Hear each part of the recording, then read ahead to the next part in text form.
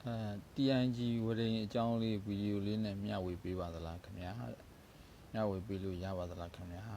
ဟုတ်ကဲ့ဝရင်နီးစဉ်တွေတဲက TNG ဝရင်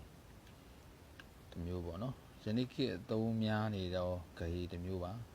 ယနေ့ခေတ်ဘာလို့ယနေ့ခေတ်ပေါ်ဂဟေလဲလို့ပြောတာလဲဆိုတော့ TNG Testing Inner Cat ဝရင်လို့ခေါ်တယ်တစ်ဝရင်လို့လည်းလွယ်လင်းတကူခေါ်ကြတယ် TIG တစ်ဝရင်လို့လည်းလွယ်လင်းတကူခေါ်ကြတယ်ဘာလို့လဲဆိုတော့ pipe တို့တတ်ထုတို့ pipe set ဂဟေတို့နော်အပူလျှောက်ကူးမှုသက်သာစေရန်အတွက်အာဂွန် gas တစ်မျိုးအာဂွန် gas ကိုဦးစားပေးပြီးတော့အသုံးပြုနေတာဖြစ်ပါတယ်ဘာလို့အာဂွန် gas ကိုအသုံးပြုတာဖြစ်တော့ဆိုတော့ RTI နောက်တစ်မျိုးကတော့ TIG Testing Inner Cat ဝရင်ခေါ် GTAW လည်းခေါ်ပါတယ် GTAW TIG ခေါ် GTAW Gas Testing ဝရင်လို့လည်းခေါ်ပါတယ်ဘောရကဘာလဲဆိုတော့ Gas Testing ဝရင်ဆိုတာသူက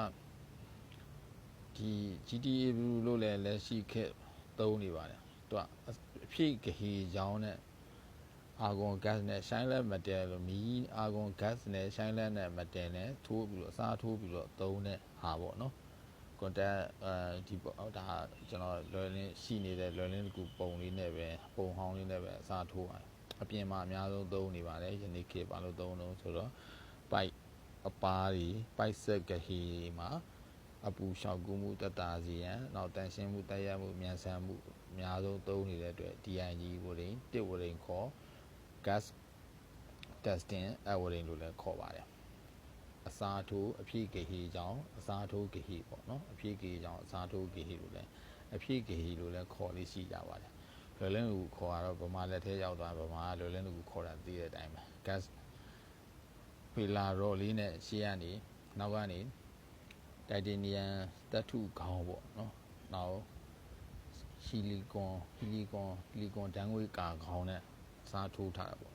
ဒီမှာတော့ခုပါတော့ဆိုတော့ကျွန်တော်လွယ်လင်းကူလေးပဲဖတ်ပြလိုက်ပါပါ contact ကျူဆိုတဲ့ handle ကောက်ပါမယ် power shine light gas အဲ့မှာနောက်ကနေဝင်တယ်အရှိကနေ failure rod နဲ့အစားထိုးပြီးတော့သုံးတယ်နောက်non consumable ဆိုတဲ့ testing electrode ပေါ့အဲ့ဒါနဲ့အစားထိုးပြီးတော့သုံးတယ် TIG ခေါ်ယနေ့ခေတ် TIG ခေါ်တစ်ဝရင်ခေါ် GTAW gas testing ဝရင်လို့လည်းခေါ်ပါတယ်